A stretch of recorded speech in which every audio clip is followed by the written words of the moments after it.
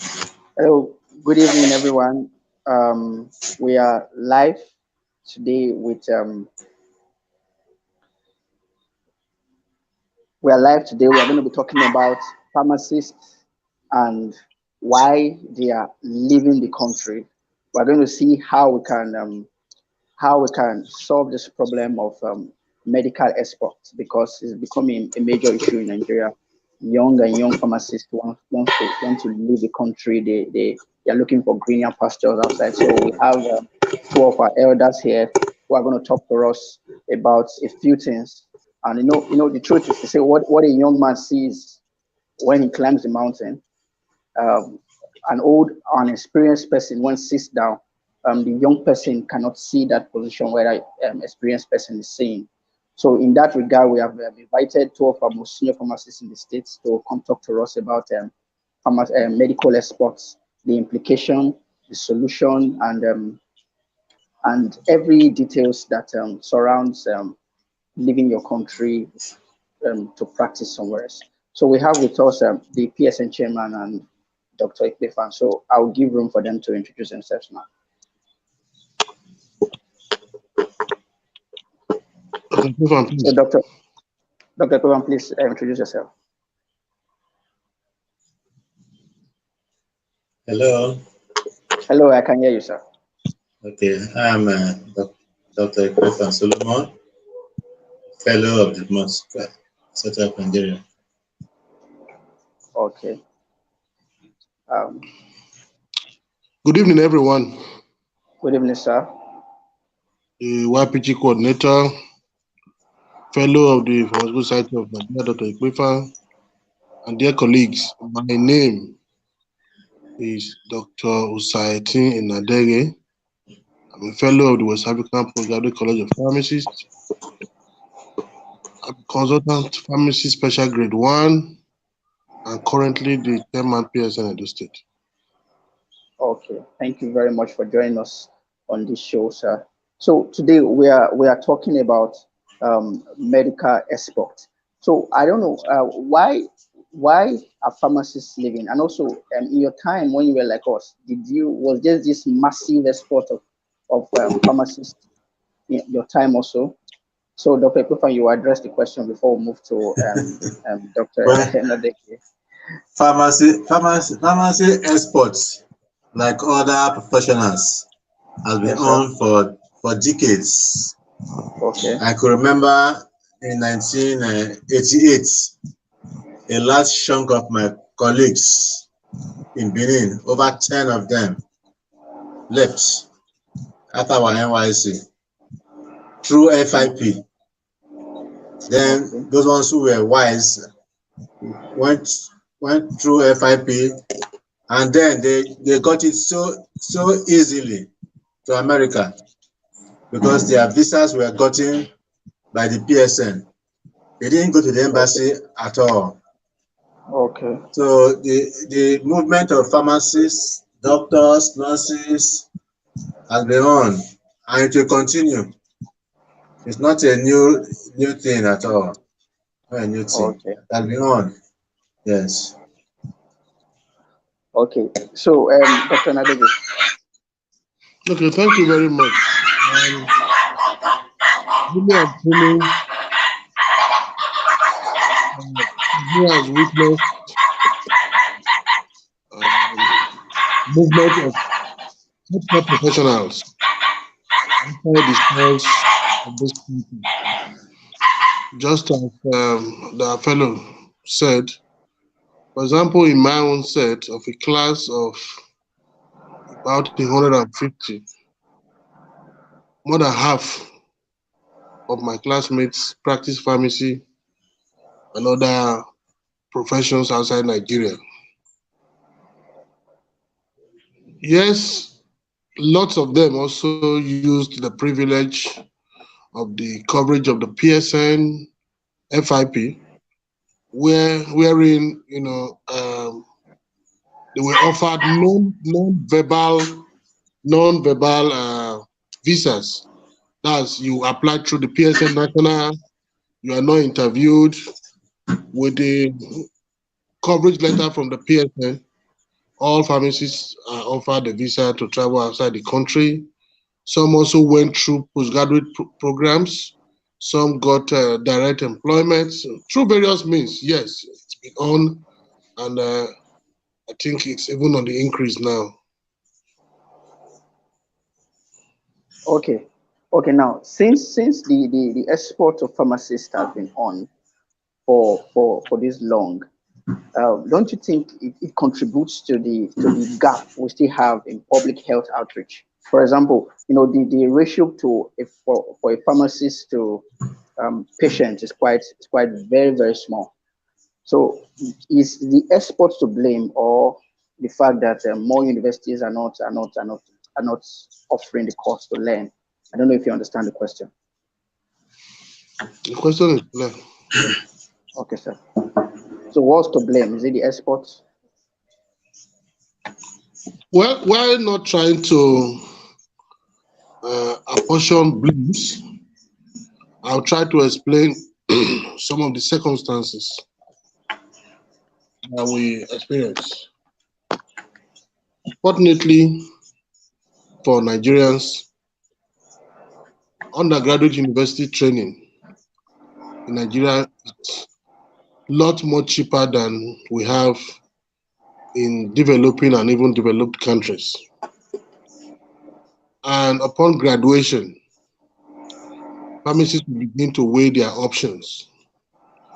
Do I practice in a country wherein the values are not properly placed?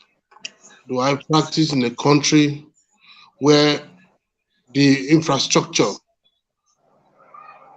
are not much to write home about?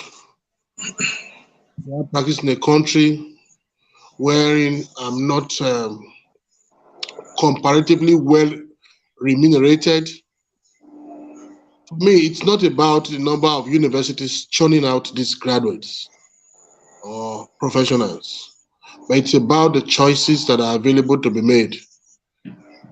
In our country today, we all know what this country is passing through in terms of national security and the state of our economy. Those two principal factors and all other considerations are things that colleagues will place on the table and make their choices. Recently, two of young pharmacists, one was employed in the Edo State College of Nursing, another Edo State Health Insurance Commission. I'm sure for those colleagues, when they first saw their letters, they were jostled. And if they have opportunities of being employed outside the shores of this country, without asking them, I'm sure they will opt to practice pharmacy outside this country. So I'll say that for now. Well, Okay, sir, over to you. What I would say, the practice environment is not very favorable. After all the very tedious, harsh training conditions, when you come out, it is not telling well on your system. Pharmacists are over-regulated. People who did not read pharmacy are even the ones making the waves in pharmacy. So this causes a lot of frustration amongst young pharmacists who cannot stay and prefer to go out and work in better climes where pharmacists are respected and well rewarded. It's not just about the money, the practice environment, the respect that pharmacists are given in society is what matters. Because I've interacted with my colleagues who are in America, Canada, UK. You see the way they practice. you know that reading pharmacy is beautiful. The impact of your study on society is well acknowledged. But here, you see pharmacy, patent medicines to everybody, everybody practices pharmacy. Ordinary nurses, doctors now even practice pharmacy. The regulation is so poor that the pharmacists who are supposed to be at the end of the practice are regulated, over-regulated, and relegated. So I, for one, don't see anything wrong in young pharmacists going to practice in more decent climes. But we here have to do something about regulation. Okay. Pharmacy Okay, is for pharmacists, and pharmacists should be in charge and take control of the practice environment. That is my take. Okay, sir. Sir, considering the conditions young pharmacists when they travel over to overseas to go and practice, considering the exams and series of tests they go through, try to become licensed over there, do you think it's still advisable for them to, because they spend up to 2-3 years before they get their license? Do you think it's advisable for young pharmacists who have passed through the same pain and this same scrutiny over here for 6 and 5 years to go over there again and start this whole process all over? You are going to a new environment. You did study in their schools, so they have their own regulations to license anybody. Just like we in Nigeria, if somebody coming from foreign trains, we also do our own licensure. They take them to exams and others. So it's a choice for the young one. Before you go, you must know all what is needed, so you can take the exams and pass. Okay, sir. So, Dr. Enadeghe, this question is directed to you. You mentioned economy and security as one of the major reasons why pharmacists are exporting. If these two conditions are addressed, at least we are awaiting the forthcoming election, does it mean that more pharmacists are going to remain in the country, or the desire to leave is just innate in them? As soon as they're in school, they just want to leave. The factors are not limited to the reasons I stated. These are just some of them. There are several other reasons. Respect for pharmacists, practice environment, remuneration, and several other choices that young pharmacists need to make. Family considerations. Some persons would prefer to raise their children in developed nations of the world. So several other factors come into play that guide the decisions that pharmacists take. No longer young pharmacists these days. Even among the medics, nurses, you see chief nursing officers, director of nursing officers, consultants, directors of medical services. People migrate from this country for various reasons now. Okay. So it's not limited to young pharmacists. Yeah. Okay. To add to what I just said, the insecurity in this country now is frightening. And even some of us who are even near retirement, if it's possible to run, we will run. They will just pass. Because the country is so unsafe. I'm telling you, you cannot sleep. You are driving the road, you are looking left and right. If you are making money, what are you looking the money for? It's not to enjoy yourself. But then I cannot enjoy myself.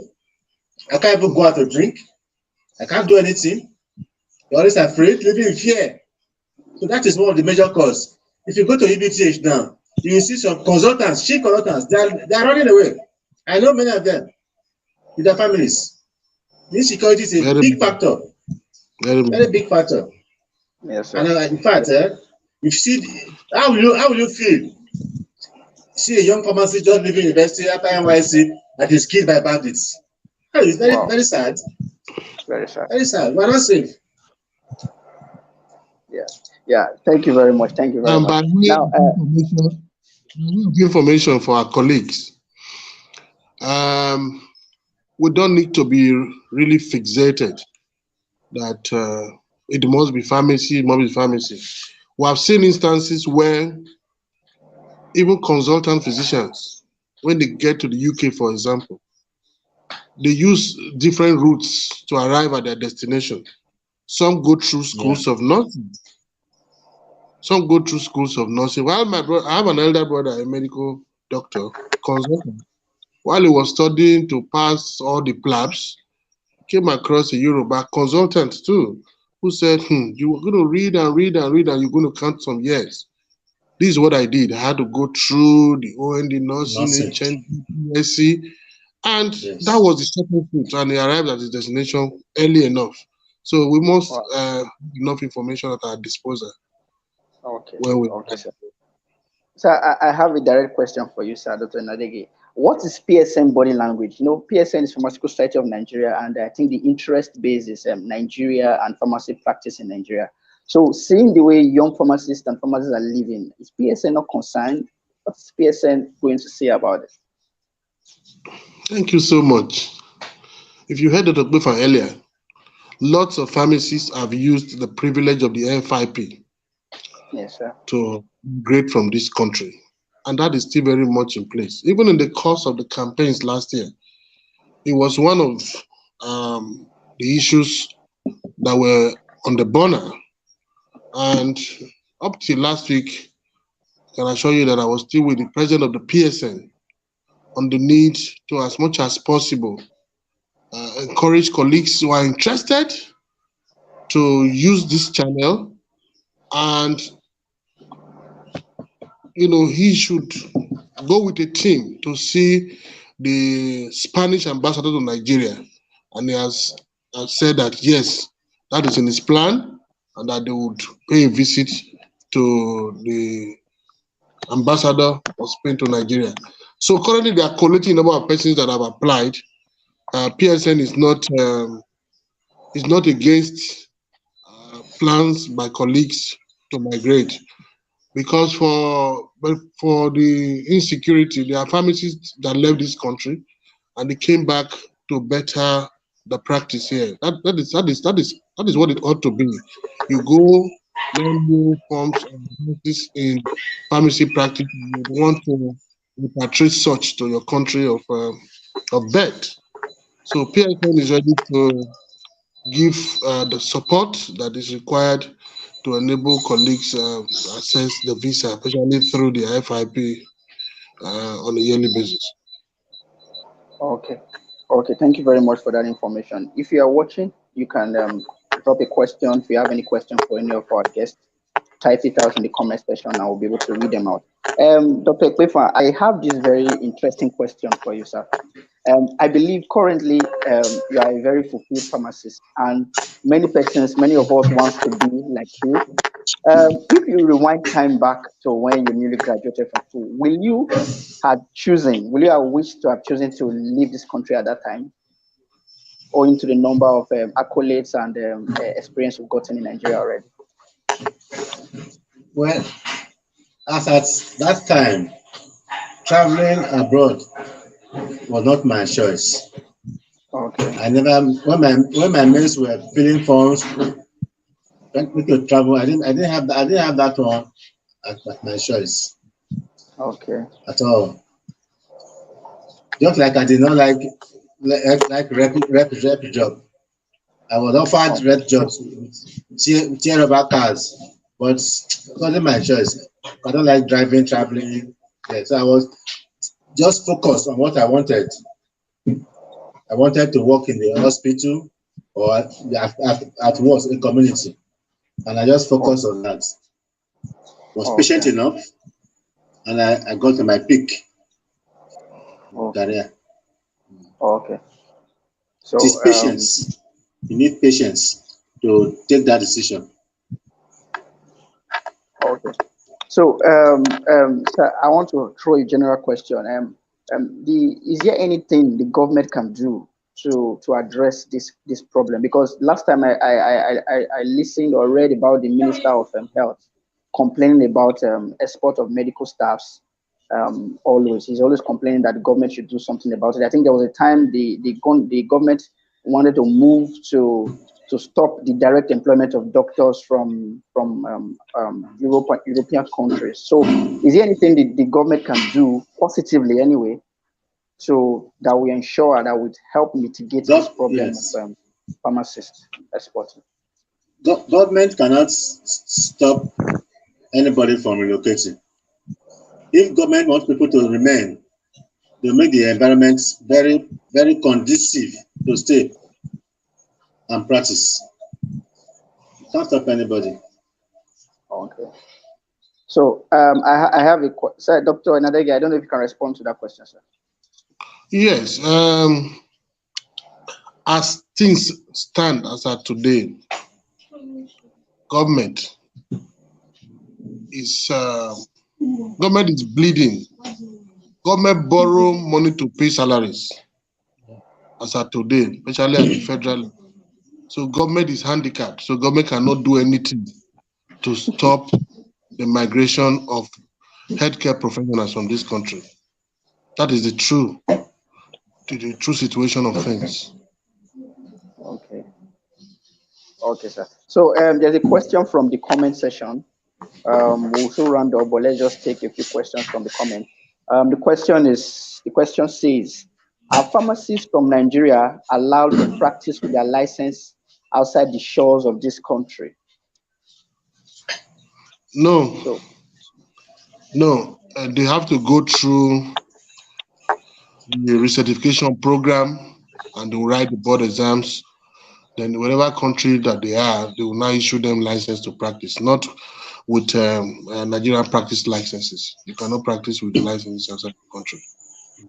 It's not automatic. Not automatic. It depends on the relationship you have with the countries. Yes.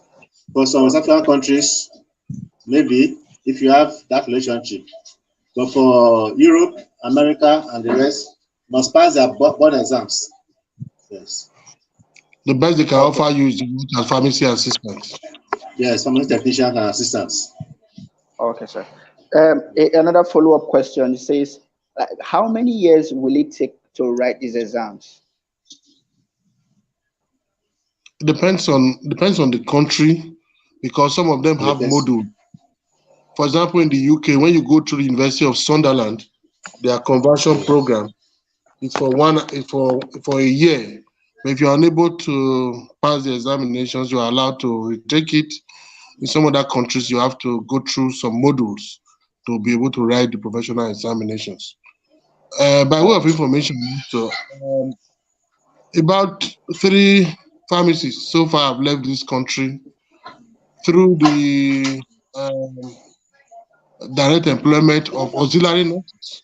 Funny enough, even in the UK, auxiliary nurses, they had to leave the certificate of auxiliary nurse training to get to the UK, so that when they get there, they cannot begin to make other choices. Yes, for those who desire to leave quick, some of them had to go through that means. Okay. Another question is, yes, sir. It says, you mentioned about FIP. We need more information about that, sir. I don't know who asked this question. His name is not here. So I don't know. The discussion is going for the FIP. It's coming up in September in Spain. So Osamude Ameweni, one of the YPs, will be able to give you more information because he's directly working with the desk officer, the PSN National. He's also a personal assistant to the PSN president. So he has more information. I do know too that some young pharmacists have started applying in Edo, and if we get more information from him. Okay. So we'll discuss that. They have to register as members of FIP. Yes. Even students register. They are students platform. Yes. Students go to FIP on PSN. Okay. It's a very good method. Okay. I think that is all the question we have for now. I think we have come to the end. I just want you to give us a closing remark. Dr. Ikpefan will give us a closing remark, then followed by Dr. Enadeghe, Well, as closing, Yes, sir. movement of professionals to foreign countries is not new at all. Pharmacists is part of the system. They will continue to move. We will not discourage them because they will also come back to the system to develop the system. If you check of recent, most pharmacists who left, they are coming to make waves. The pharmacists who taking care of who came to this Abraka pharmaceutical care, there is a Pans and Co. These are Nigerians. Wow. Nigerians should be encouraged, those who can make it. But for Nigerians who are here, the government must regulate pharmacy for pharmacists to progress. PCN must be up and doing, so that the profession will be handled by the pharmacists themselves, not by us charlatans. Very discouraging to see non-pharmacists deciding, making waves in pharmacy. That is one of our problems. Monitoring and regulation, we are lacking there. Instead, we over-regulate the professionals and strangulate them. That is my own. All right, sir. Thank you very much, sir. Dr. Enadeghe, sir. Yeah, I want to commend Mr. Ezekiel for Wuhan and members of the executive for engaging senior colleagues via the social media platform. I do hope lots of our colleagues, young pharmacists, seize the opportunity to be part of this. I would want to encourage you to do more of this on various aspects of pharmacy profession and the practice. So keep this up. Thank you so much. All right. Thank you very much, sir. Thank you very much, our viewers. We appreciate your time. See you next time. Bye-bye. Good night. Yeah.